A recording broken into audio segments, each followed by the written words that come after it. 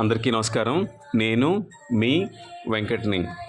ఈరోజు మీరు చూస్తున్న దేవాలయం స్వర్ణగిరి శ్రీ వెంకటేశ్వర స్వామివారి దేవాలయం, భువనగిరి. ఈ దేవాలయాన్ని కొత్తగా నిర్మించడం జరిగింది. ఈ దేవాలయాన్ని 10 ఏళ్ళు కన్స్ట్రక్ట్ చేసి మార్చి 6వ తారీఖు 2024న ఈ దేవాలయాన్ని ఓపెన్ చేయడం జరిగింది. హైవేకి అతి సమీపంలో ఉంటుంది ఈ దేవాలయం. ఈ దేవాలయానికి ఎంట్రన్స్లో బ్రహ్మరథం మనకి వెల్కమ్ చెప్తూ ఉంటుంది.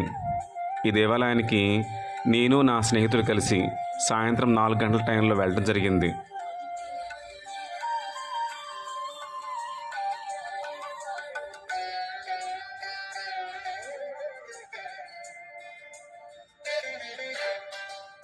స్వామివారి దేవాలయానికి ఇరువైపులా జయుడు విజయుడు మనకి స్వాగతం పలుకుతూ ఉంటారు.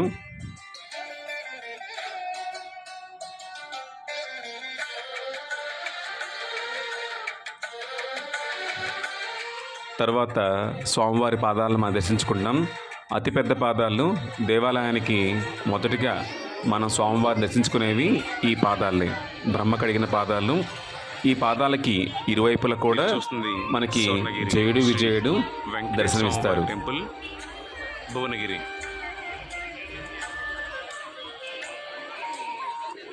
స్వామివారి అతిపెద్ద దేవాలయం ఇది. ఈ దేవాలయం హైదరాబాద్కి 80 కిలోమీటర్ల దగ్గరలో ఉంది.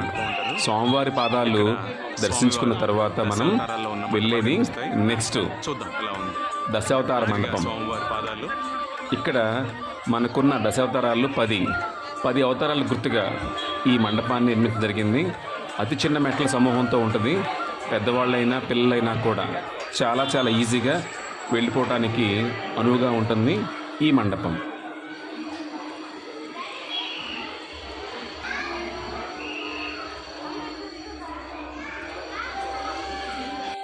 వరాహావతారం, తర్వాత మత్స్య అవతారం, తర్వాత కూర్మ అవతారం, తర్వాత నరసింహ అవతారం.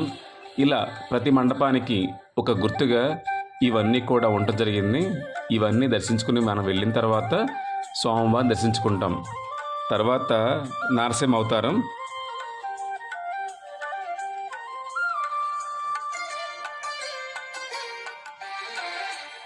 తర్వాత వామన అవతారం, బలరామ అవతారం, రామావతారం,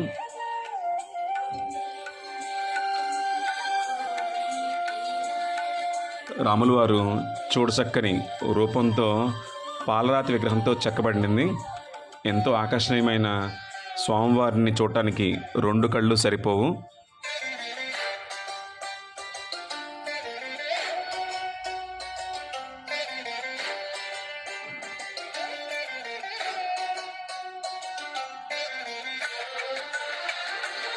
తర్వాత బలరామ అవతారం, శ్రీకృష్ణ అవతారం. ఇలా దశావతారాల విగ్రహాలన్నీ కూడా చక్కని పాలరాతితో ఒక్కొక్క మండపానికి పక్కన పెట్టడం జరిగింది. వారిని దర్శించుకొని మనం ముందుకెళ్తాము. మీరు చూస్తుంది కల్కి అవతారం, 10వ అవతారం. ఇలా స్వామివారిని దశావతారాలని దాటుకొని వెళ్ళిన తర్వాత మనం గర్భాలయానికి చేరుకుంటాం. మీరు చూస్తుంది స్వామివారి మెయిన్ ఎంట్రన్స్ ఇది. స్వామివారి దేవాలయానికి పక్కనే వినాయకుడి దేవాలయం ఉంటుంది, గణేష్ దేవాలయం. స్వామివారిని దర్శించుకున్న తర్వాత ఎదురుగా మనకి గరుత్మంతుడి మండపం ఉంటుంది. మీరు చూస్తుంది గరుత్మంతుడి అతిపెద్ద విగ్రహం. స్వామివారిని దర్శించుకొని మరలా ముందుకెళ్దాం మనం.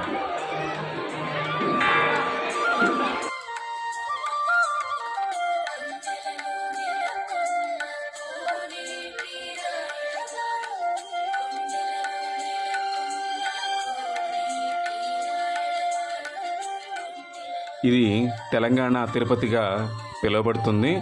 భువనగిరికి అతి సమీపంలో ఉంటుంది. స్వామివారి పక్కనే అతిపెద్ద ఆంజనేయ స్వామివారి విగ్రహం ఉంటుంది.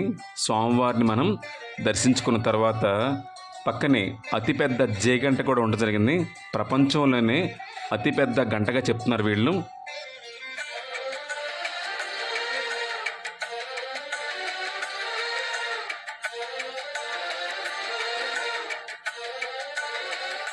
మేము మా ఫ్రెండ్స్ అంతా కలిసి ఈవినింగ్ వెళ్ళడం జరిగింది.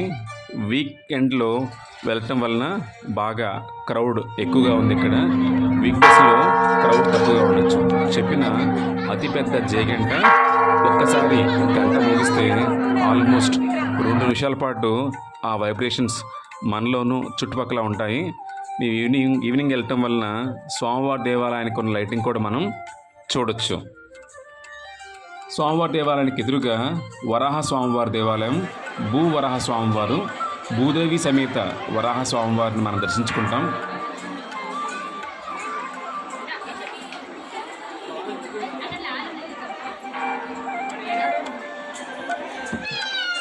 తిరుమలలో కూడా మనం మొదటిగా వరాహ స్వామివారిని దర్శించుకున్న తర్వాతే స్వామివారిని దర్శించుకుంటాం.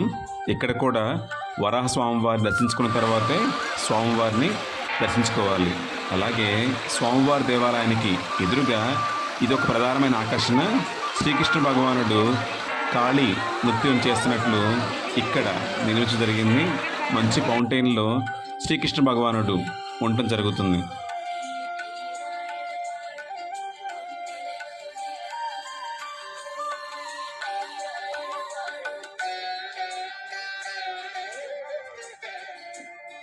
తర్వాత మనం చూడాల్సిన దేవాలయం నరసింహ అవతారమైన నరసింహస్వామి వారిని మనం దర్శించుకుంటాం. నరసింహస్వామి దేవాలయం పక్కనే ఒక 20 కిలోమీటర్ల దగ్గరలో యాదగిరి గుట్ట కూడా ఉంది. ఇక్కడ దర్శించుకున్న తర్వాత అక్కడ స్వామివారిని దర్శించుకుంటారు. ఒకవేళ మనం యాదగిరి గుట్ట వెళ్ళిన తర్వాత కూడా స్వామివారి దర్శించుకోవచ్చు. 2 దేవాలయాలకు కూడా అతి సమీపంలో ఉంటుంది.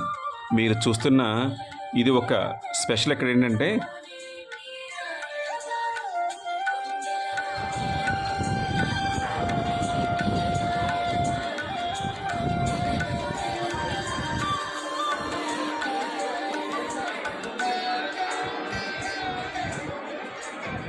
ఇదే జలనారాయణ దేవాలయం. ఇక్కడ స్వామివారు నీటి మధ్యలో ఉంటారు. చుట్టూ ప్రధానమైన 4 మండపాలతో జలనారాయణ స్వామివారు మనకు దర్శనమిస్తారు. చుట్టూ వాటరు, మధ్యలో నారాయణుడు. స్వామివారిని జలనారాయణుడు అని పిలుస్తారు. స్వామివారి విగ్రహాలు కానీ, స్వామివారి పూజ ప్రతిమలు కానీ అన్నీ కూడా ఈ కోనేటిలోనే శుభ్రం చేస్తారు. స్వామివారికి ఇక్కడే స్నానం చేయిస్తారు. జలనారాయణ స్వామివారు మన దేశంలోనే కాకుండా ఈ ప్రపంచంలోనే 2వ దేవాలయంగా ఇక్కడ నిర్మించడం జరిగింది. మొదటిగా జలనారాయణ స్వామివారు నేపాల్లో ఉన్నారు. 2వది ఈ స్వర్ణగిరి టెంపుల్లోనే మనకు దర్శనమిస్తారు. మేము ఈవినింగ్ వెళ్ళటం వలన స్వామివారిని దీపాల అలంకరణలో కూడా మనం చూడొచ్చు. అందుకనే మేము ప్లాన్ చేసుకొని 4 గంటల టైంలో ఈవినింగ్ వెళ్ళటం జరిగింది. తర్వాత చుట్టూ ఉన్న పరిసరాలని, అక్కడున్న వరాహస్వామి వారిని, నరసింహ అవతారం, అలాగే జలనారాయణ్ణి అందరినీ దర్శించుకున్న తర్వాత స్వామివారిని దర్శించుకోవడం జరిగింది. ఎందుకంటే మొదటిగా మనం స్వామివారిని దర్శించిన తర్వాత మిగతా వాటి మీద మనకి అంతగా చూడాలి, పరిసరాలని గమనించాలి అన్న ఆలోచన ఉండదు. అందుకని మొదటిగా ఆ దేవాలయంలో ఉన్న అన్ని దేవాలయాన్ని దర్శించుకున్న తర్వాత స్వామివారిని మేము దర్శించుకోవడం జరిగింది. మరలా చెప్పినట్లు ఇంత మటుకి నేను చూసిన దేవాలయాల్లో అతిపెద్ద దేవాలయం ఈ స్వర్ణగిరి. ప్రతి ఒక్కళ్ళు తప్పకుండా దర్శించుకొని స్వామివారి కృపా కటాక్షములు పొందగలరు. జలనారాయణ స్వామివారు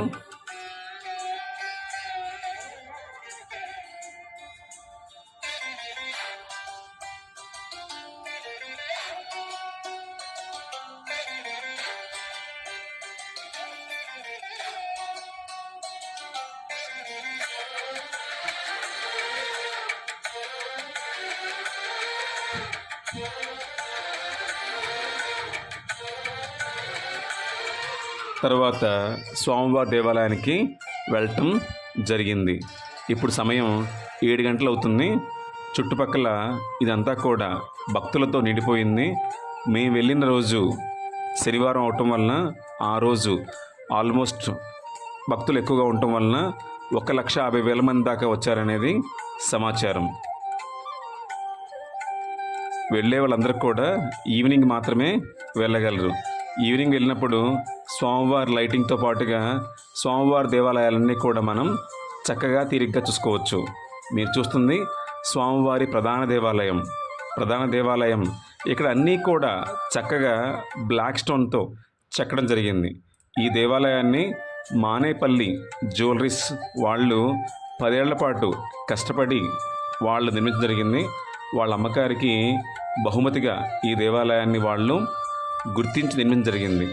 స్వామివారి దేవాలయానికి వెనక వైపున ఈ ఎలిఫెంట్స్ అలాగే కౌస్ కూడా ప్రధాన ఆకర్షణగా నిలుస్తాయి. ఇక్కడ ప్రతిరోజు అన్నదానం జరుగుతుంది. ఈ మండపంలోనే స్వామివారికి అన్నదానాన్ని రోజు నిర్మిస్తున్నారు. భక్తులకు ఎలాంటి ఇబ్బంది కలగకుండా వాటర్ ఫెసిలిటీ కానీ భోజన సదుపాయం కానీ అన్నీ ఉన్నాయి. ఎలాంటి ఇబ్బంది కూడా ఎప్పుడు ఎవరు కలగకూడదు అన్న దృక్పథంతో వీళ్ళు చాలా చక్కగా ఈ దేవాలయాన్ని నిర్మించడం జరిగింది. మీరు చూస్తుంది స్వామివారి రథం. ఇది కూడా చక్కని టేకుతో ఎంతో ఆకర్షణీయంగా మనకి దేవాలయానికి పక్కన ఈ టెంపుల్ని ఉంచడం జరిగింది. ఈ రథాన్ని చూడచక్కని దేవాలయం. తప్పకుండా మీరు మీ కుటుంబంతో ఈ దేవాలయాన్ని దర్శించుకొని స్వామివారి కృపా కటాక్షంలో పొందగలరు. అందరికీ థ్యాంక్ యూ.